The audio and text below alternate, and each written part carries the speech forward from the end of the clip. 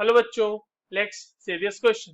The bond between carbon atom 1 and carbon atom 2 in the compound हमारे पास दिया हुआ है, ठीक है, इन्वॉल्व्स हाइब्रिडाइजेशन। कार्बन नंबर 1 और कार्बन नंबर 2 में बेसिकली उनका हाइब्रिडाइजेशन हमें बताना है, और हाइब्रिडाइजेशन के बच्चों कॉम्बिनेशंस के बेसिस पे हमारे पास चार अलग अलग ऑप्शंस दिए हुए हैं।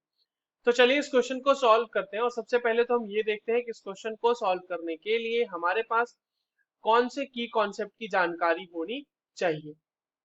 देखो ये जो सवाल है हमारे पास बच्चों बेसिकली हाइब्रिडाइजेशन का सवाल है, ठीक है। तो आइए देखते हैं हम अपने कंपाउंड में कि हमारे पास जो कार्बन एटम्स दिए हुए हैं उसका हाइब्रिडाइजेशन क्या है।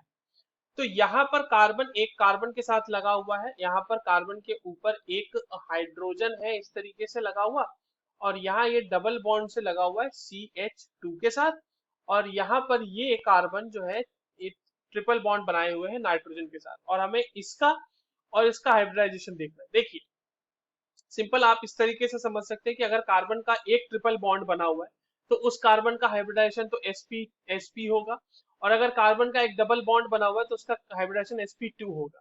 एक तो तरीका ये हो गया बच्चों जो कि बिल्कुल डायरेक्टली हमने देख लिया। दूसरे तरीके से आप इसको ये सोच सकते हैं कि आप इसमें सिग्मा बॉन्ड्स काउंट कर लें। अगर मैं कार्बन नंबर 1 की बात करूं तो इसका सिग्मा बॉन्ड कितना होगा, एक सिग्मा बॉन्ड इधर की तरफ है, एक सिग्मा बॉन्ड इधर की तरफ है, बाकी नाइट्रोजन के साथ दो पाई बॉन्ड बने हुए होंगे। तो अगर हम C1 की बात कर रहे हैं तो उसके पास दो सिग्मा बॉन्ड आ रहा है, और कार्बन ने क्योंकि चार के चार बॉन्ड बनाए हुए हैं तो उसके ऊपर किसी तरह के लोन पेयर की पॉसिबिलिटी है नहीं। तो इसका स्टेरिक नंबर क्या हो जाएगा बच्चों, इसका स्टेरिक नंबर विल बी 2, यानी कि number of sigma bonds plus lone pair. तो लोन पेयर तो जीरो है और सिग्मा बॉन्ड दो है, तो दो स्टेरिक नंबर करस्पॉन्ड करता है sp हाइब्रिडाइजेशन को। सिमिलरली C2 पे चले जाइए। C2 में आप देखिए सिग्मा बॉन्ड्स काउंट कीजिए, इसको मैं दूसरे कलर से दिखा देता हूँ यहाँ पे। ये वाला ले लेते हैं, चलिए C2 जो है ये एक सिग्मा बॉन्ड इधर हो गया, एक सिग्मा बॉन्ड इस कार्बन के साथ, और एक सिग्मा बॉन्ड इस कार्बन के साथ, तो कुल मिला के हमें वहां पे तीन सिग्मा बॉन्ड देखने को मिल रहे हैं। तो लोन पेयर तो फिर से नहीं होगा क्योंकि कार्बन ने चार बॉन्ड इसके बना रखे हैं।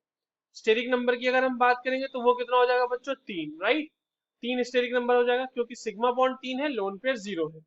तो number of sigma bond plus lone pair तो तीन आ जाएगा, और तीन corresponding corresponds to sp2 hybridisation. तो जो बॉन्डिंग होगी मतलब C1 और C2 के बीच में वो किस किस हाइब्रिडाइजेशन के बीच हो रही है, sp और sp2।